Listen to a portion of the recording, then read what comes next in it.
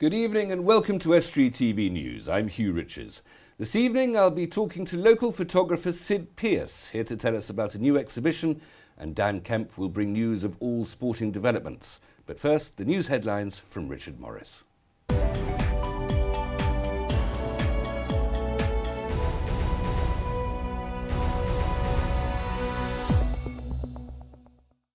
Hello, in the headlines today, good news for Northern Lincolnshire and Goole hospitals, and the Burgermeister of Cleethorpes' twin town is visiting the resort this weekend.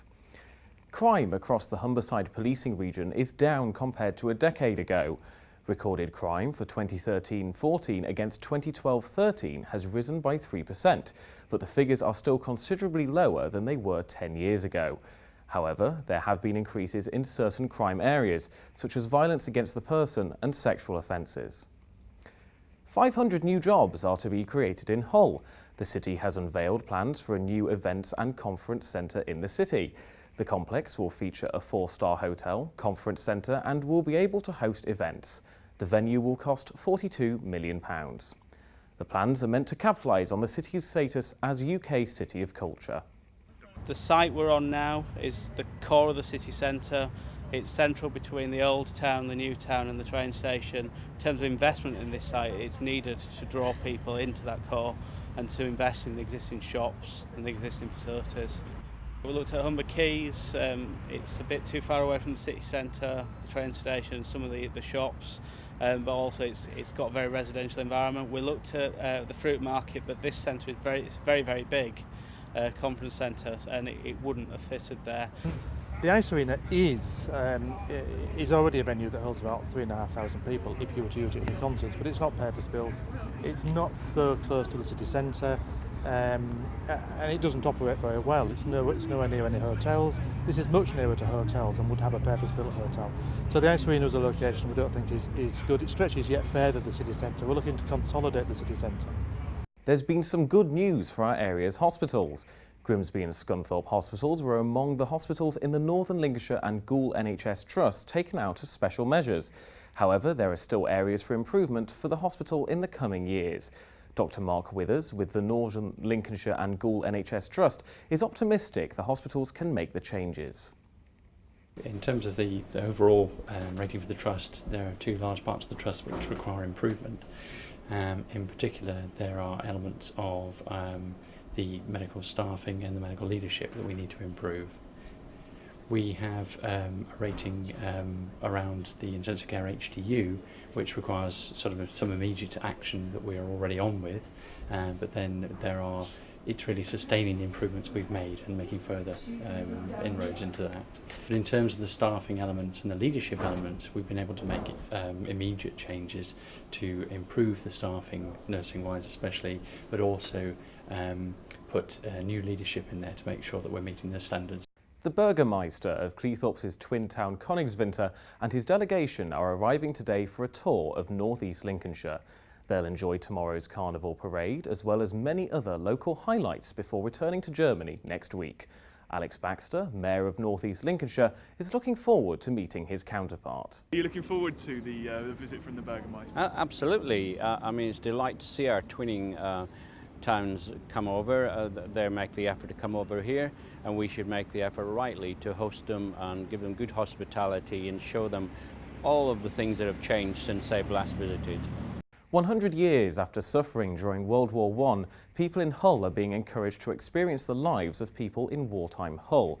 The exhibition, When the War Hit Home, will open this Saturday and examines all aspects of wartime life in Hull, from the men who served on the front line to the women and children who kept the country going during wartime. We spoke to one of the curators of the exhibit and asked her why people should visit the exhibition.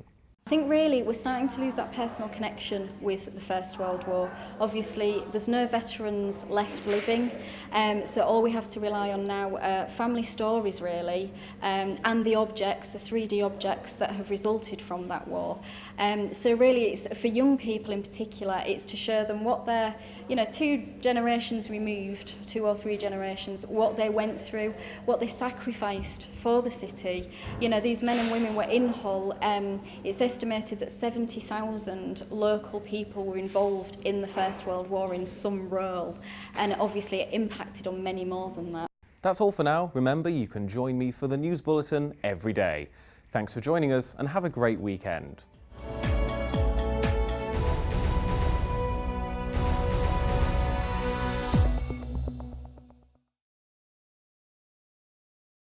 Box brownies, single lens reflex, or more likely nowadays, digital manipulation.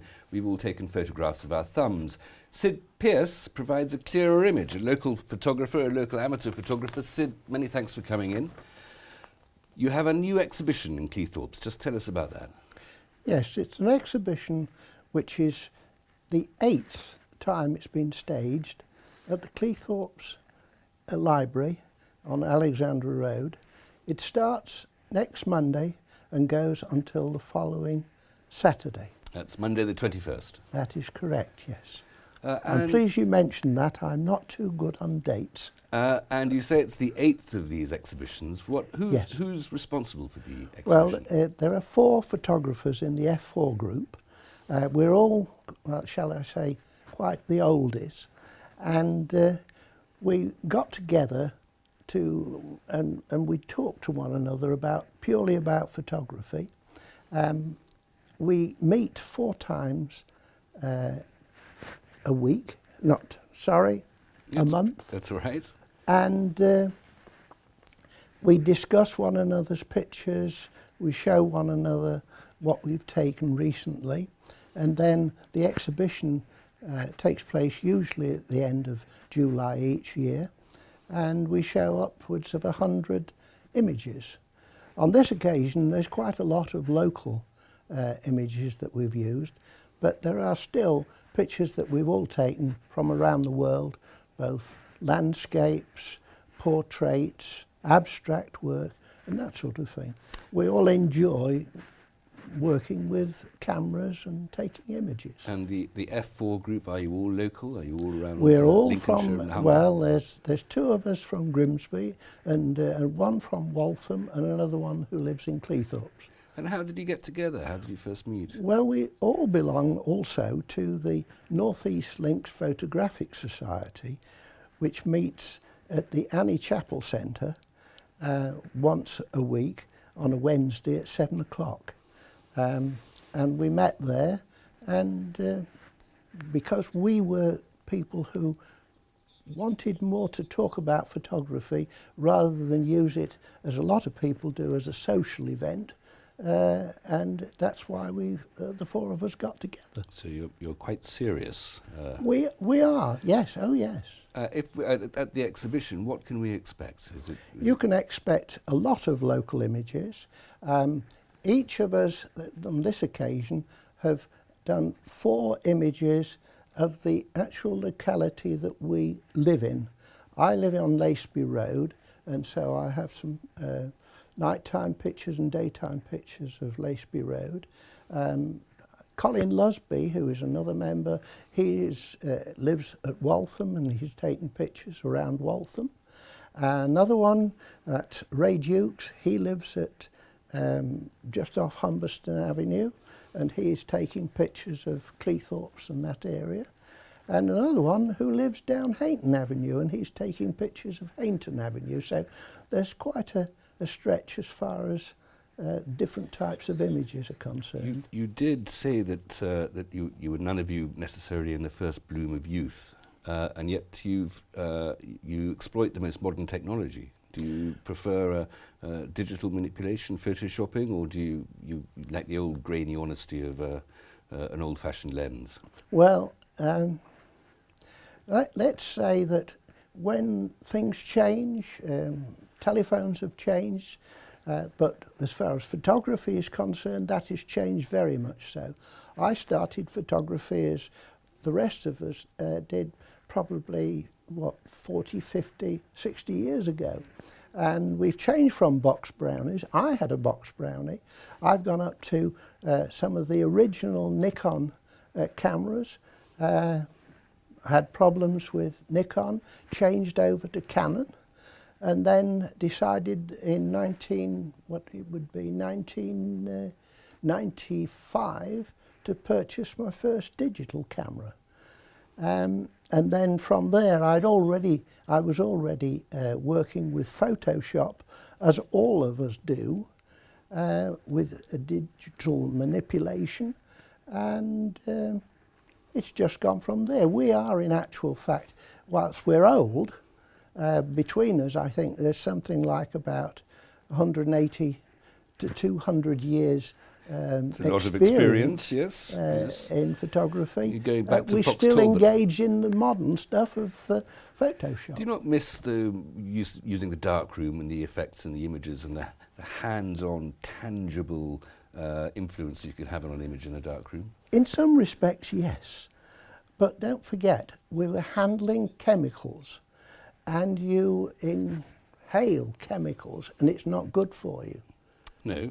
And of course, the amount of images that we were taking as being serious amateur photographers, we would inhale an awful lot. And quite frankly, as far as I'm concerned, I was pleased to get away from it. You've taken photographs all over the world. You've taken your camera on global travels. Yeah. Just mention a few of the more wonderful places to take pictures, to find images. Yes, I suppose Petra in Jordan. Ah, the rose red city, half as old as time. Yes. The Galapagos Islands, the wonderful images that I've captured of even some of Darwin's birds that he... The finches, yes. Finches, Darwin's finches, and evolution. East Africa, Sid, Tanzania, going across the Serengeti. I'll have to stop you there, but just as a reminder, the exhibition starts next Monday, 21st of July, at Cleethorpes Library. At Cleethorpes Library, Alexandra Road, and it's on for a week. Very good luck with that, Sid. Thank you so much for coming in. Thank you. Dashing now into the studio, like the athlete he is, Dan Kemp has all the regional sports news. Thank you, Hugh. Grimsby Town have completed the signing of Carl Manier. The versatile defender left Gateshead at the end of last season and is a former winner of the Sky Football Talent Search Football Icon, which led him into a youth career at Chelsea. Hull Rugby Union Club have reshuffled their coaching setup for the new season.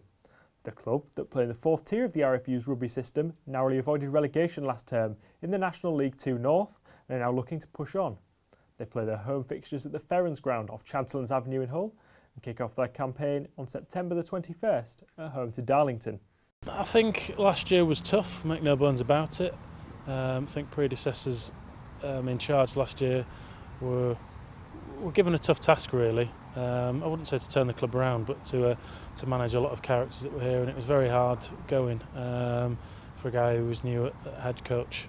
And I think this year we realised if we're going to do it right and we're going to start building forward and building for the future, we need to get a good team in place, which I think we do now.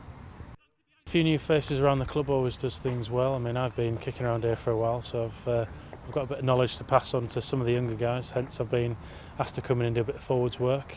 Jamie Leonard's come in with a boatload of experience and ideas, recently playing at London Irish. She's down at Doncaster Knights now as a fly half. Jamie's in charge of sort of attack, back play. Maya David, again, who's well known and well respected from here, and his exploits with Hull FC as well, is going to be taking over defence. And Martin Webdale's going to be looking after us all as head coach. He's extremely organised and very experienced as well, so we're all pretty new to it, but we'll be giving it a good go. In Rugby League, Hull Kingston Rovers have strengthened their options in the pack with the acquisition of Jason Chan from the Huddersfield Giants on loan until the end of the season. The Papua New Guinea international looks likely to go straight into the Robin squad for Sunday's game against the Salford Red Devils. Hull FC are also in action as they play the Wigan Warriors tonight. That's all the sport we've got for you this time. If you've got any sports stories for us, make sure you drop us an email at sport@estuary.tv. And back to you, Hugh. Thank you, Dan. That's all we have time for tonight. If you have a story for us, please email news@estuary.tv or contact us via Twitter or Facebook, telephone 01472 315561. Until next time, goodbye.